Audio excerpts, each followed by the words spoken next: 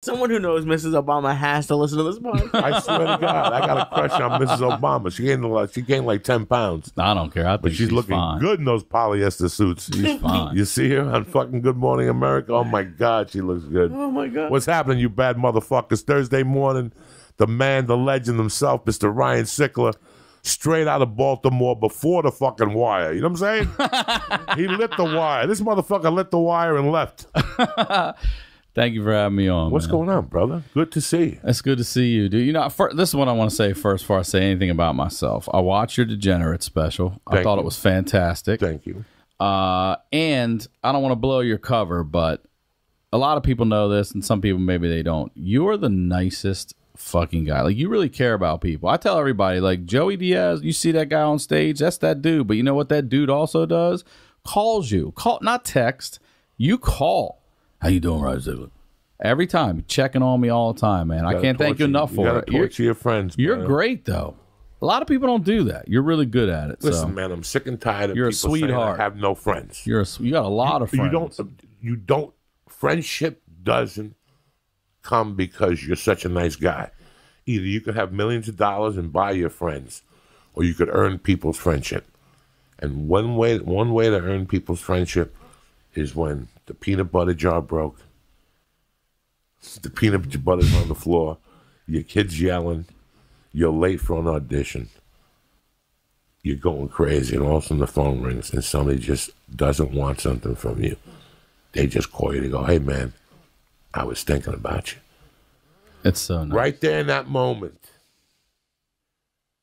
even though everything's going on, for somebody to say, dog, the other night at the Comedy Store, I saw you, and I forgot to tell you, your set was brilliant. You know, something about Saturday night. A couple of weeks ago, I went up there, and who's the guy that had the show when we first started comedy with the long hair? Tom Rhodes was up before. Yeah. Brilliant. The set he did was brilliant. Tom's great. It took me 5 days to remember to call him and call him. And I go, hey, man, I'm calling you to say hello, but I'm calling you to say that your set the other night was brilliant. That humans don't have that no more. When I get a text message that says happy birthday or happy Thanksgiving or Merry Christmas. That I'm guilty of it too. I want to call you up and say, you know what? I hope your mother gets hit by an Amtrak. Because she raised you the wrong way. Don't you fucking text me Merry Holidays. You pick up that phone and you don't call. Don't even bother. Don't waste your time. I want to hear your voice. I want to know what you're feeling. I'm friends with you. I know what makes you tick. I think it's beautiful. And if you don't do that, you're not going to have friends. Everybody wants to have friends, but everybody wants to have friends. I want to have a friend that if I stab a motherfucker, my wife says, Ryan Sickler called. Your bail is $500,000, but he's got 25 that he can lend you till you get out and do a benefit. You know, There you go. Mm-hmm. That's not friends. Those aren't the same people that come to your birthday party at La Mirage. And, You know what I'm saying? Oh, my God. To a wonderful man, let's raise our champagne glasses. That don't happen. That's only in the movies. If that's what you're looking for, you're going to die with nobody. You're going to die alone because those people only come when your pockets are full. They're not going to be there when your pockets are empty. I look at how many people were around me when my pockets were empty and I was struggling in comedy, and I look at where they are. You know what I'm saying? Yeah. Those people now come to the shows in Jersey. Like last week I did Gotham. I saw people there that I used to make go to open mics. You know when they make you bring 4 people? Yeah. There were kids in that crew that I would bring to those things. Like 20 years ago. Like, really? You got to do me a big favor. Before you go to the city tonight, stop at Stand Up New York and just pay for a ticket. It's $8.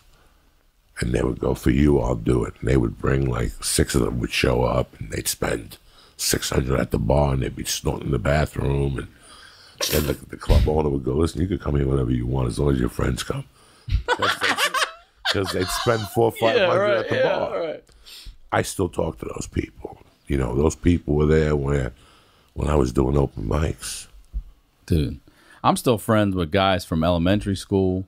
I'm still good friends with guys from elementary school, middle school, and high school. There's a couple college people, but the core of my friends back home, and I see every time I go home, I see a good chunk of them. You know, everybody's got kids and things now, but still, we still have to make time to get together. But they're all from back in the day, all of them. And every day I go, I got to call this guy.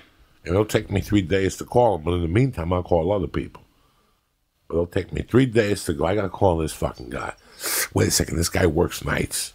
I'll call him on my way to the Comedy Store. Right, on my drive, yeah. You know, Timmy works nights. But that's beyond considering someone. It's also their schedule and when you can actually think you've got a shot at getting a hold of them instead of just throwing on a voicemail that no one listens to anymore anyway. You know what I mean? Like, remember when it used to be like you had to be somewhere to get that fucking call. You had to be right here to get this call. Then it came call wait, and you were like, oh my God, 2 people think enough of me to call me at the same fucking time? Like, holy shit, hang on a second.